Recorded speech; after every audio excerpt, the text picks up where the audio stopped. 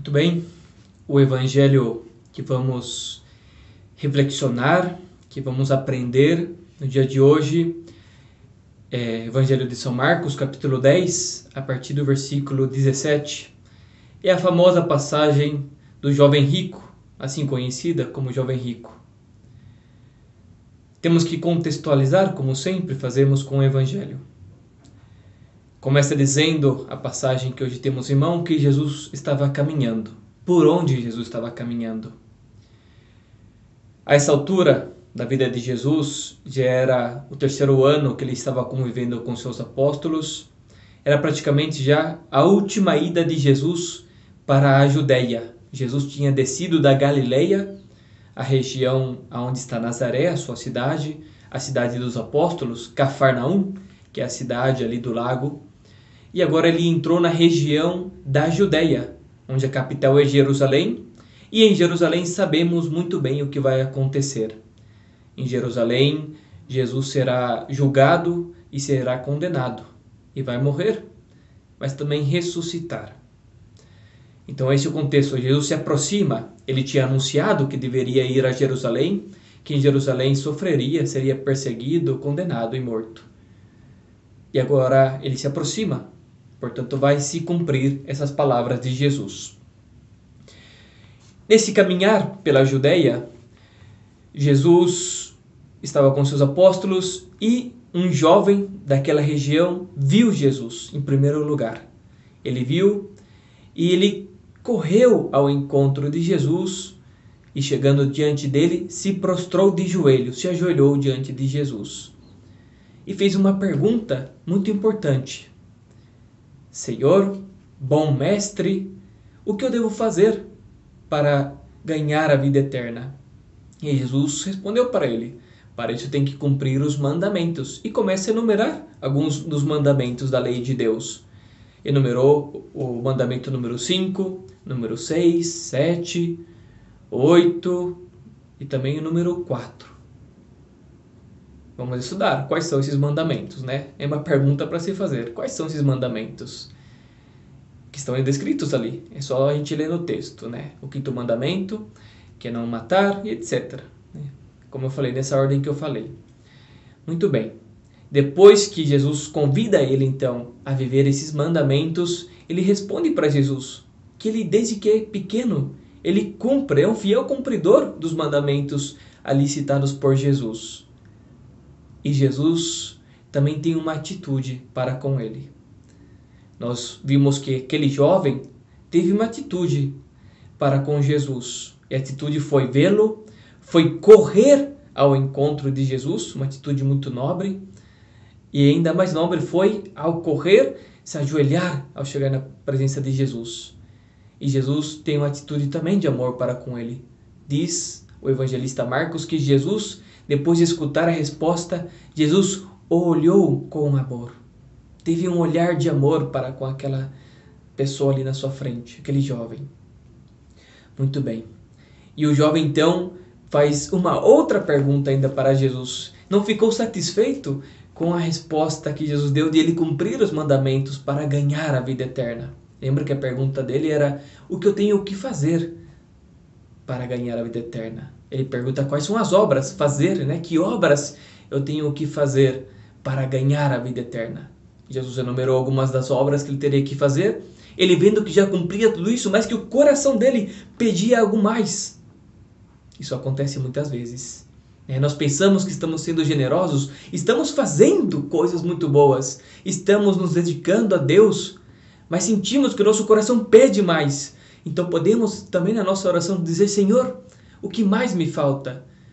Na direção espiritual, muitas vezes, nós nos colocamos propósitos, compromissos, e de repente o nosso diretor ou o nosso coração pede algo mais. O que mais fazer? Quais outras atitudes tenho que tomar? É obra de Deus a nossa alma quando isso acontece. Porque quando nós começamos a seguir a Deus, o nosso coração se cresce, ele se enche. A gente vê que é capaz de fazer mais do que a gente pensaria que somos capazes de fazer. Esse é o amor. O amor, ele não tem limites. O amor não se fecha. Ele não cabe numa caixa. O amor, ele transborda. Ele sempre vai pedir mais. Porque é amor. Deus é amor. E Deus não se encaixa em nenhum lugar. Ele abrange, ele transborda. Bom, qual foi então a pergunta para Jesus que esse jovem fez? Ademais disso que eu já cumpri, o que mais, Senhor, eu posso fazer? E aqui chega um momento mais triste da história, porque Jesus diz para ele: só uma coisa te falta. Vai, vende tudo o que tens, dá aos pobres e terá um tesouro no céu. Olha a mudança que Jesus faz para ele. Primeiro falou para ele cumprir os mandamentos. Agora Jesus pede algo mais interno, que não é fazer, mas é um desprender-se em primeiro lugar. Ok, você já faz muitas coisas boas, cumpre os mandamentos. Agora te falta desprendimento. É um desprendimento que convida a uma confiança. E a confiança é que vai ter um tesouro maior do que as suas riquezas, que as suas posses. Como é difícil isso. Quanto é difícil isso. E Deus nos pede a todos. E muitas vezes a nossa atitude pode ser como a desse jovem. Que ele foi triste, foi abatido. Depois de um momento maravilhoso, né, de ver que foi visto com amor. Jesus o olhou com amor. Agora ele vai triste embora. Não era capaz de se desprender, de dar aquilo que lhe segurava, que ainda lhe prendia, que lhe amarrava nessa vida. A pergunta dele para Jesus era sobre a vida eterna, sobre o céu. Mas ele não percebia que, apesar de cumprir obras boas, ele estava amarrado, atado ainda nessa vida, às coisas dessa vida. E era isso que lhe faltava se desprender, cortar. Era a única coisa que ainda o prendia nessa vida. E ele queria se desprender. Ele foi com Jesus perguntando como que ele faz para chegar à eternidade. Aí está a resposta para essa pessoa. Tire as amarras, desamarre isso que te ata ainda nessa vida, aos apegos aqui. Bom, até não só aquele jovem, mas também os próprios apóstolos ficaram surpreendidos, porque então Jesus exaltou como é difícil entrar no reino dos céus quando estamos apegados, quando somos ricos, e não só ricos em possessões, mas ricos em apegos.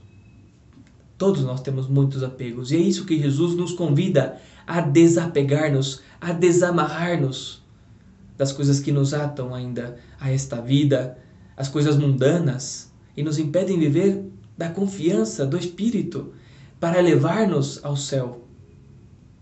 Os apóstolos então jogam para Jesus: olha, Jesus, nós estamos fazendo isso, estamos te seguindo, estamos deixando tudo para trás. O que vamos receber? Jesus acabava de falar para aquele jovem que ele terá um tesouro no céu. Mas olha só o que ele falou para os apóstolos: é muito mais que um tesouro. Terão 100 vezes mais. 100 vezes mais. Temos que confiar em Deus. Temos que ser capazes de colocar a nossa vida nas suas mãos. E, de verdade, Deus cumpre essa palavra. É suspeito nós falarmos, eu como padre religioso que fiz votos, de pobreza, portanto de desprendimento, de castidade, de não ter uma companheira, e de obediência, de submeter ao que os outros me mandam. É suspeito, mas é verdade. Essa palavra se cumpre. Nesta vida já temos muito mais. A minha família só cresceu. As minhas possessões, por assim, só cresceram. Eu posso chegar em qualquer parte do mundo que sou acolhido em uma casa. É impressionante a palavra de Deus. Confiemos. Vamos pedir essa palavra que nos abra, que nos ajude a desamarrar tudo isso que nos está atando ainda nessa vida.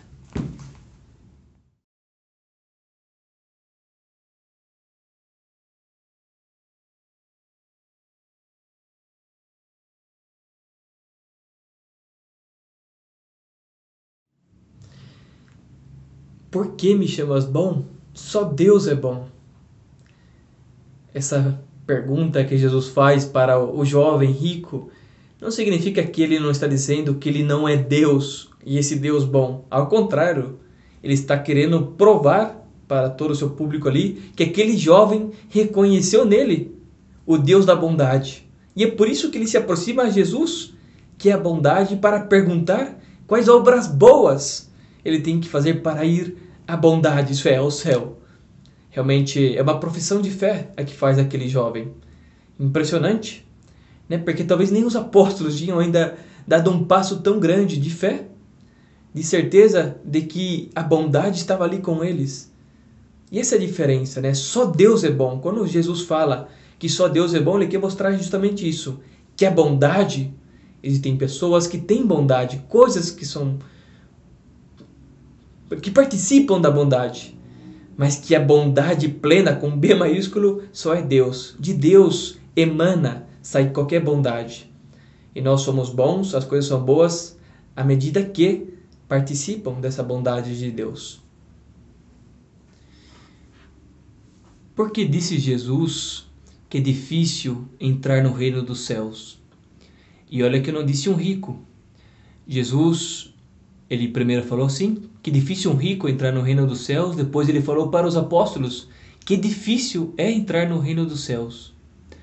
O reino dos céus não se compra, tá? Quando Jesus pediu para o rico dar o seu dinheiro aos pobres, ele não estava dizendo para o rico comprar o céu, por assim dizer, mas estava libertando o jovem daquilo que o aprisionava e que impedia dele ganhar o céu. Na verdade, não sabemos qual é o destino desse jovem. Ele era um jovem bom, era um bom jovem que cumpria a lei de Deus, que temia Deus, mas que estava amarrado. Jesus, quando pede essas coisas e nos pede a nós, dar alguma coisa, soltar alguma coisa, é para nos fazer livres. Na nossa liberdade, para amar plenamente, para escolher plenamente, sem nenhum condicionamento. Esse é o motivo de Jesus dizer isso. Agora, que a dificuldade do reino dos céus exista, exista. Exista porque somos pessoas que nos apegamos ao mundo, ao material. Porque somos feitos da matéria.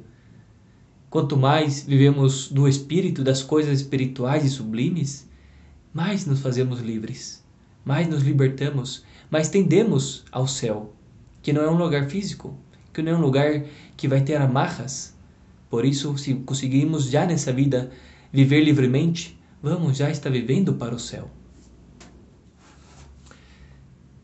Afinal, a pergunta essencial é: em que consiste a vida eterna?